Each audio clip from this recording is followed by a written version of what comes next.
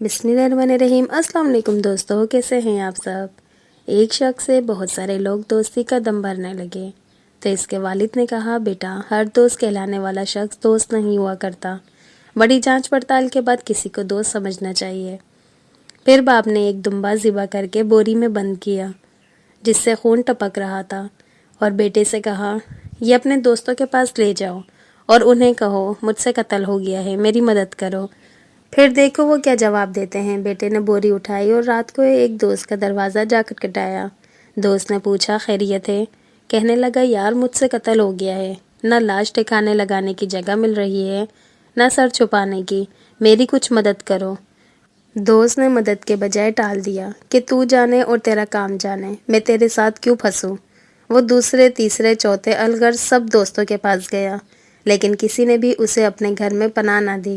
وہ مایوس ہو کر والد کے پاس آیا اور کہا، ابا حضور آپ درست فرماتے تھے، واقعی وہ میرے دوست نہیں تھے جو مصیبت کا سن کر ہی بھاگ گئے۔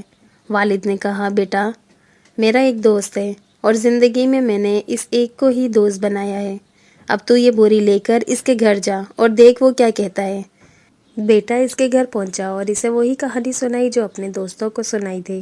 اس نے بوری لے کر مکان کے پچھواڑے میں گھڑا کھود کر دبا دی اور اوپر پھول لگا دیے تاکہ کسی کو شک نہ ہو۔ بیٹے نے باپ سے آ کر سب کچھ بیان کیا اور کہا، ابا جی آپ کا دوست تو واقعی سچا دوست ہے۔ باپ نے کہا، بیٹا ابھی ٹھہر جاؤ، اتنی جلدی فیصلہ نہ کرو، کل اس کے پاس دوبارہ جانا اور اس سے بدتمیزی کرنا، پھر جو رد عمل ہو وہ آ کر مجھے بتانا۔